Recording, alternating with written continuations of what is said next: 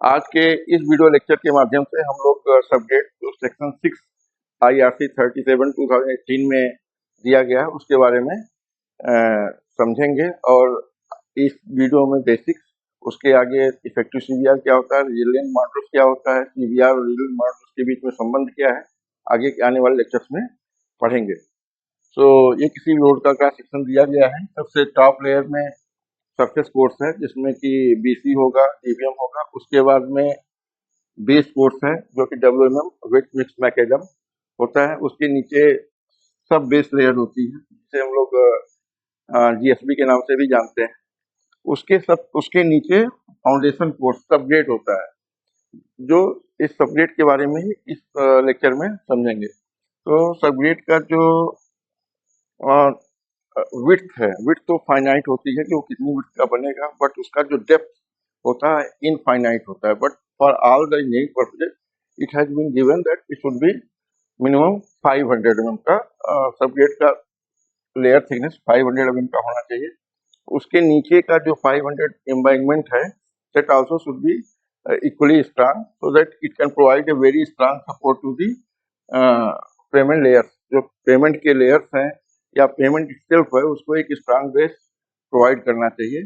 ये इसका जो स्ट्रेंथ है मॉइस्चर कंटेंट पे बहुत ज़्यादा डिपेंड करता है, इसलिए उसका जो नया कंस्ट्रक्शन हम लोग कर रहे हैं तो it should be minimum 1 metre, it should be minimum 1 metre above the HFL होना चाहिए। हाई फ्लड लेवल जो भी हो उससे मिनिमम 1 मीटर होना चाहिए। यदि कोई एग्जिस्टिंग पेमेंट है that should also be minimum 0.6 metre above the high flood level होना चाहिए। IRC 34 में इसके वाटर लॉगिंग एरिया में एम्बैंकमेंट कैसे बनाते हैं उसका पूरा डिटेल दिया गया है, उसको रिफर किया जा सकता है। और मिनिमम सबग्रेड की थिकनेस जो है वो 500 mm होनी चाहिए।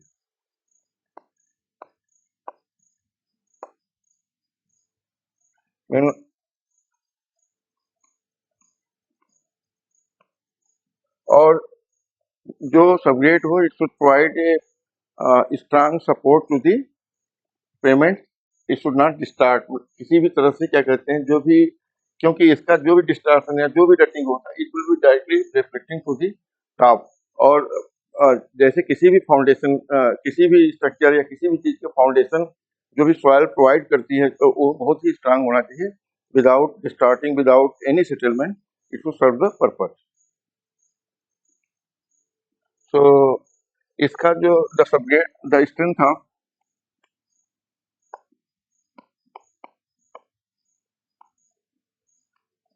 subgrade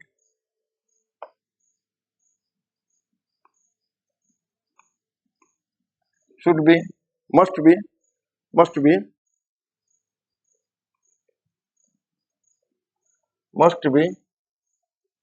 able to support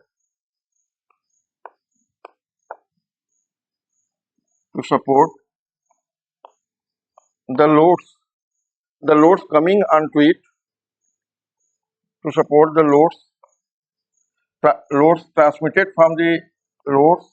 transmitted from the payment। जो व्हील लोड हो या कोई लोड हो, पेमेंट लेयर्स का एक्सेल लोड, वो जो भी लोड है, जो भी ट्रांसफर होता है सबग्रेड में, it should support without any distortion load transmitted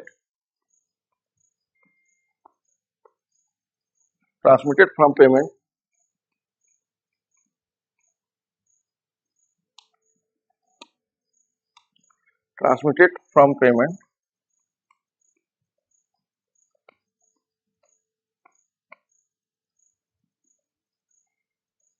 to support the loads transmitted from payment without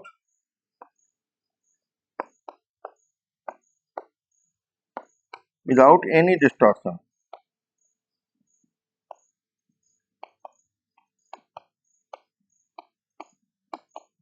यह बहुत जरूरी होता है कि जो सबग्रेड हो, जो भी लोड उसके ऊपर आ रहा हो, वो उसको सपोर्ट करना चाहिए without distortion.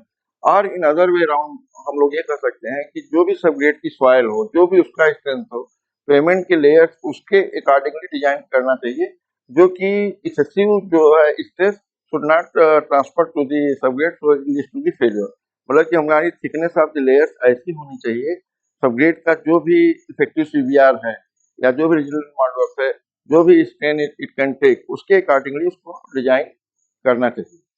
So the factor that affects the strength of subgrade, the factors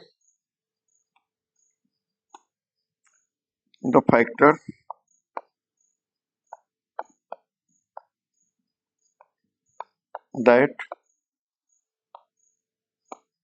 affects the strength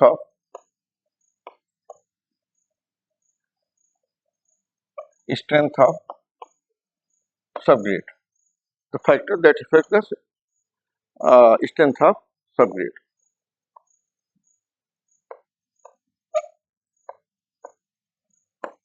first होता है डिग्री ऑफ कॉम्पैक्शन. यदि जो उसका डिग्री ऑफ कॉम्पैक्शन जो भी हमने ड्राई डेंसिटी लैब में निकाली है उसके अकॉर्डिंग जैसे 97% में उसमें दिया गया है उतना उसका कॉम्पैक्शन होना चाहिए. सो ये जो लूज रह गया, जब लोड उसमें पास होगा तो it will B densify and the rutting will आकर. सो द पहला होता है degree of compaction.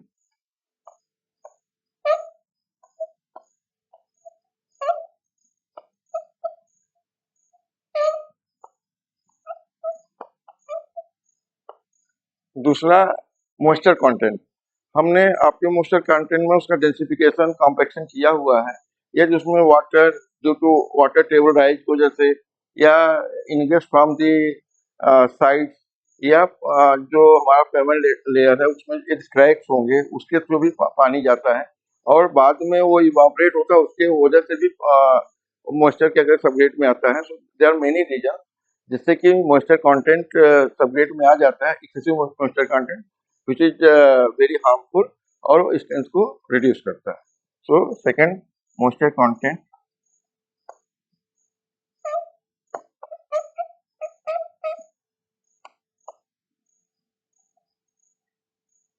And third is type of soil. Soil किस टाइप की है उसके ऊपर में भी स्ट्रेंथ उसका सबग्रेड का डिपेंड करेगा. Type of soil.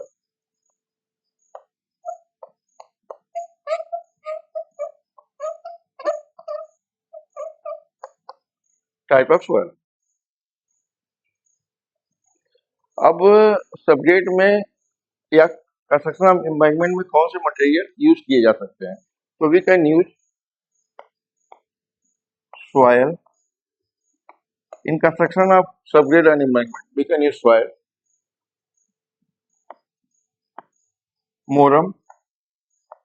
This has come from Tamil word moram. And then we can use gravels.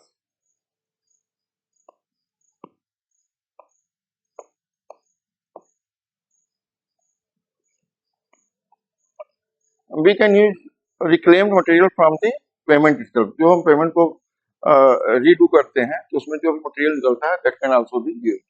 Reclaimed material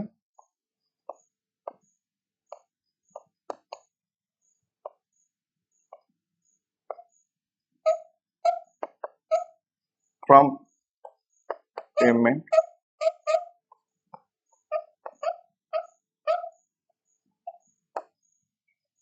Fly ash, pond ash,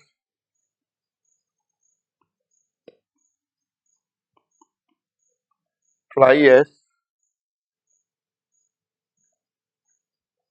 pond ash,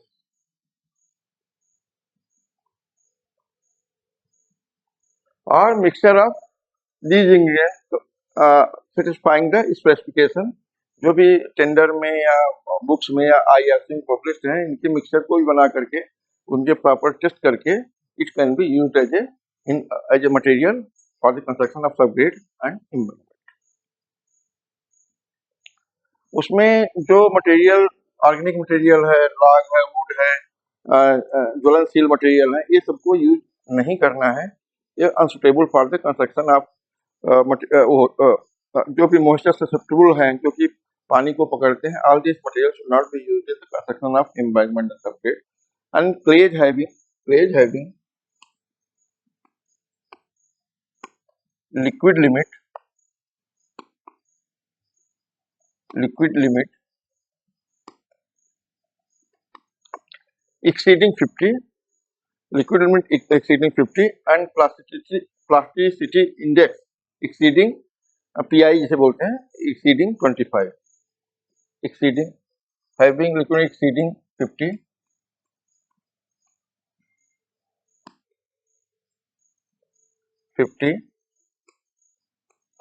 and plasticity index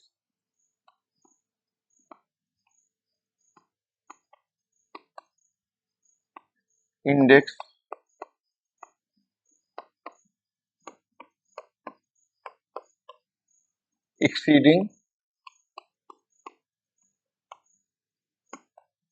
25 is not suitable for the construction of embankment subgrade. Is not suitable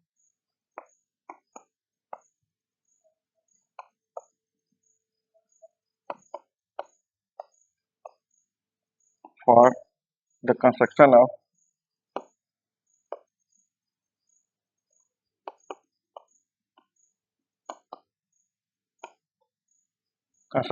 embankment and subgrade.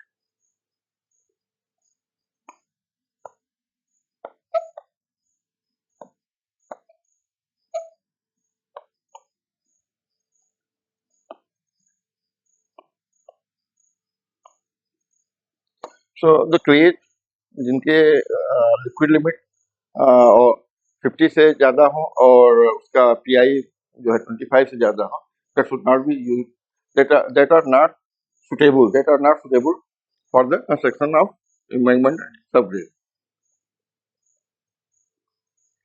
तो liquid limit किसी determination करने के लिए pi determination करने के लिए IRC 2720 के part 5 में इसका मेथड दिया गया है कि कैसे डिटरमाइन करते हैं. कभी हम लोग टेस्टिंग का एक वीडियो बनाएंगे तो उसमें इसकी डिटेल में स्टडी करेंगे.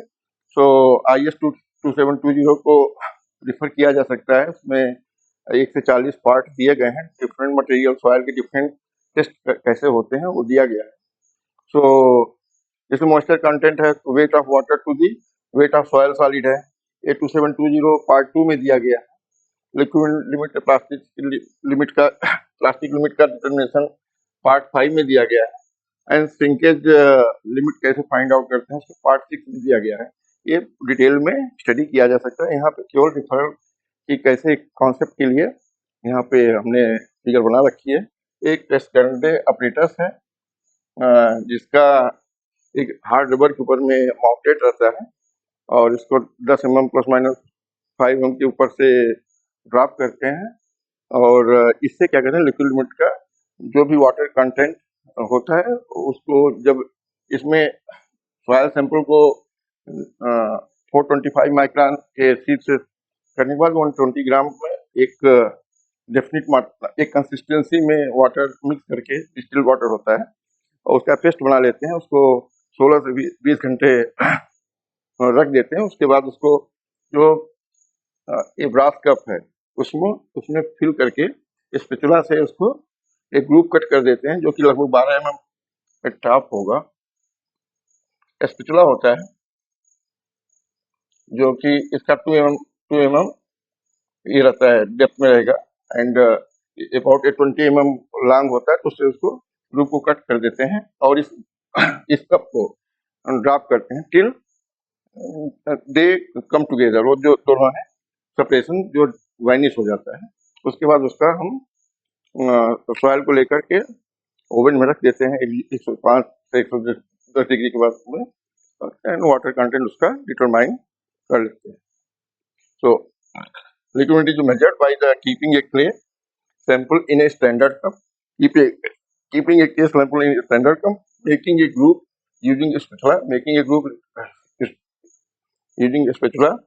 The cup is dropped till the separation vanishes.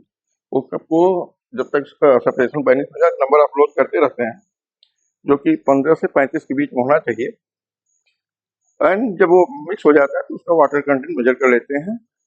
जब वो जिस ब्लो पे वो दोनों ग्रुप वेनिश होता है जो वाटर कंटेंट होता है उस पर्टिकुलर सॉइल के लिए वो लिक्विड लिमिट का उस पर्टिकुलर का वाटर कंटेंट होता है. लिक्विड लिमिट तो 25 ब्लोज के ऊपर में जो फ्लो चार्ट जब हम फ्लो ग्राफ बनाते हैं तब निकालते हैं. तो उसको आगे वीडियो आगे स्लाइड में देख लेंगे। और जो श्रिंकेज लिमिट होता है उसमें क्या कहते हैं, वॉल्यूम चेंज नहीं होता है, मतलब कि मॉइस्चर रहेगा, बट जब मॉइस्चर उसमें इवोपरेट होगा तो एयर विल टेक प्लेस। तो shrinkage limit is the moisture content at which a fine grain soil no longer changes volume upon drawing.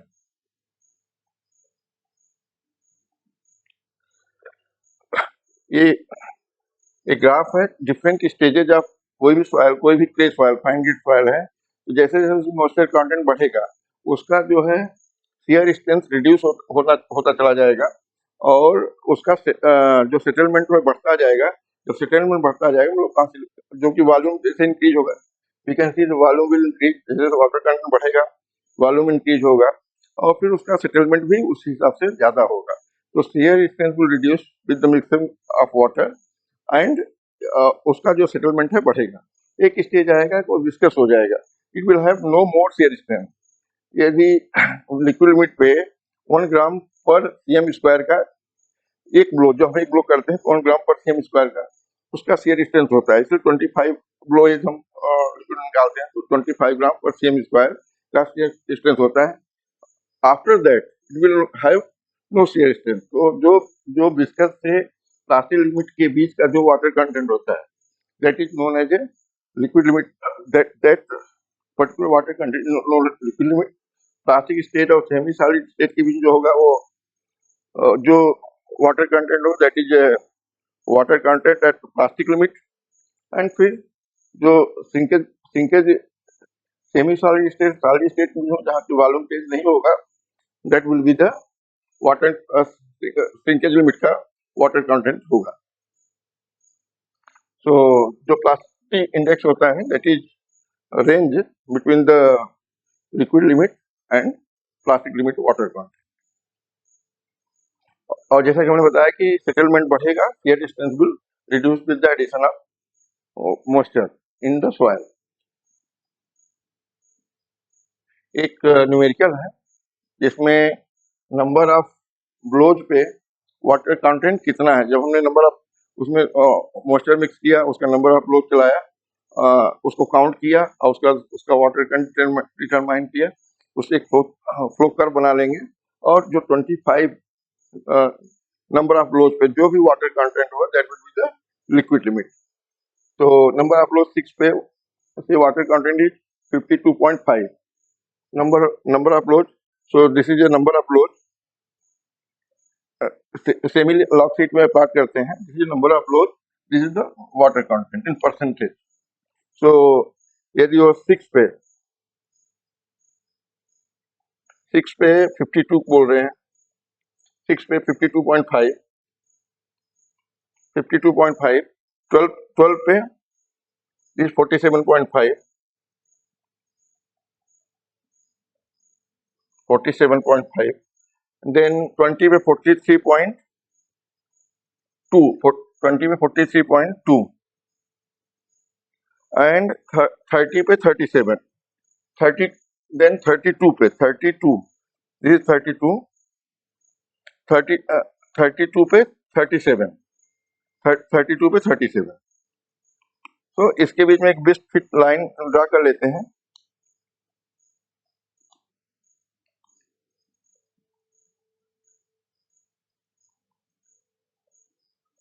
और जो 25 ब्लोज पे जो भी वाटर कंटेंट होगा that will be the liquid limit. So 25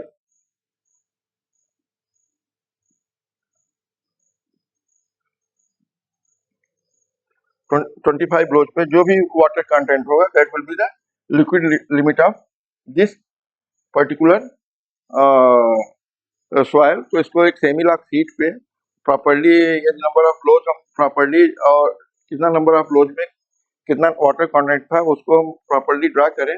उसके बाद में एक बेस्ट फिट लाइन करें, बेस्ट फिट लाइन, एंड उसके बाद में जो 25 नंबर फ्लोज है उससे यदि हम वर्टिकल लाइन ड्रा करें, हार्डली यहाँ पे मीट करती है, that will be the that water content will be the liquid limit of that soil, that particular soil.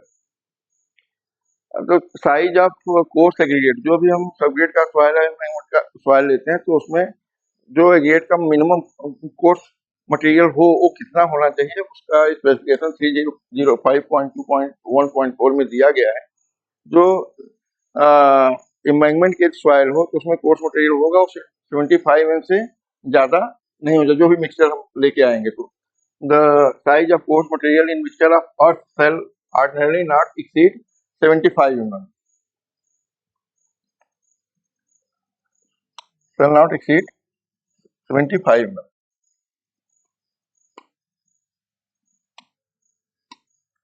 और in case of when it is place for the embankment, उसमें coarser size जो है 75 mm से ज्यादा नहीं होना चाहिए, and in case of subgrade it should not be more than 50 mm.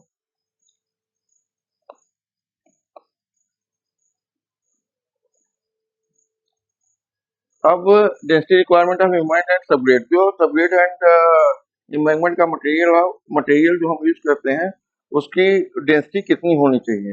It should not be very low dense soil कि हम कुछ किसी सॉइल को जाके उस पर लगा दे रहे हैं।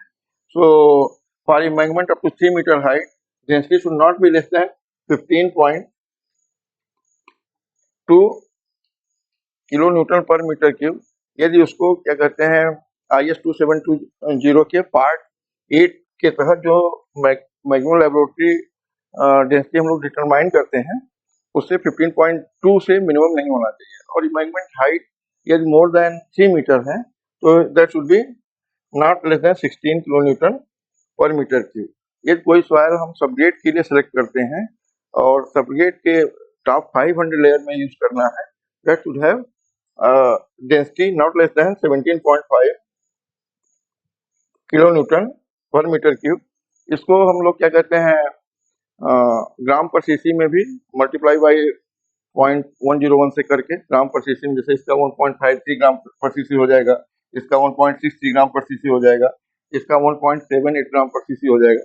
तो डिपेंडिंग अपॉन द साइट पे हम कौन सा यूनिट यूज कर रहे हैं, इसका ग्राम यूनिट यूज कर रहे हैं या हम लोग SI में किलो न्यूटन यूज कर रहे हैं, तो जिसको है उसके हिसाब से इसको कन्वर्ट कर लेना चाहिए, उसी के हिसाब से फिर फील्ड में काम करना चाहिए। और जो कॉम्पैक्शन रिक्वायरमेंट है, जो मैक्सिमम ड्राई डेंसिटी हम लोग IS 2720 पार्ट 8 के हिसाब से निकालते हैं, तो उसका कितना परसेंट हमको कॉम्पैक्शन फील्ड में अचीव करना चाहिए। ये जो सबग्रेड का लेयर है, शोल्डर्स का लेयर है, तो हम लोग उसको 97% अचीव करना चाहिए। और इन केस ऑफ एम्बैंकमेंट वो 95% होना चाहिए।